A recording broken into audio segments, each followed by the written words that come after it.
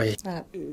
On peut couper. J'ai attaqué un BEP sanitaire et social au lycée Blaise Pascal à Ambert en 2011. J'ai obtenu le BEP en 2012. Puis suite à ça, j'ai aussi fait une formation au Greta d'Ambert. C'est là, à ce moment-là, que je me suis rendu compte que être auprès des personnes âgées plus particulièrement me plaisait, le contact avec les êtres humains. Et ça m'a donné envie de faire une formation pour devenir aide-soignante. J'étais au lycée jusqu'en terminale S. J'ai arrêté 3 mois avant le bac. J'ai travaillé très vite dans la restauration pour tout simplement gagner mon premier salaire. Différentes expériences aussi dans l'animation. J'ai fait aussi l'école des beaux-arts jusqu'à arriver ici. Mon parcours, il y a quand même quelques années que je travaille. Donc j'ai commencé il y a plus de 20 ans. J'ai travaillé comme ATSEM pendant de nombreuses années.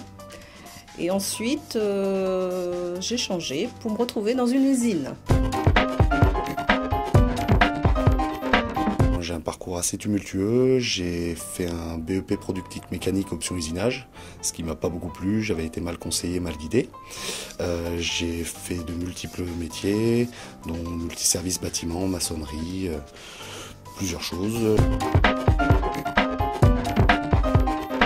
J'ai fait un BEP sanitaire et social que j'ai obtenu en 2011. Après, j'ai fait un bac ST2S à Sidoine-Apollinaire que je n'ai pas eu. Et puis, en fait, depuis que j'étais sortie de BEP, je voulais faire des concours d'aide-soignante. En voulant faire plaisir à ma mère, j'ai fait le bac. Et donc aujourd'hui, j'ai enfin réussi à faire mon concours d'aide-soignante du premier coup. Donc je suis très heureuse d'être ici.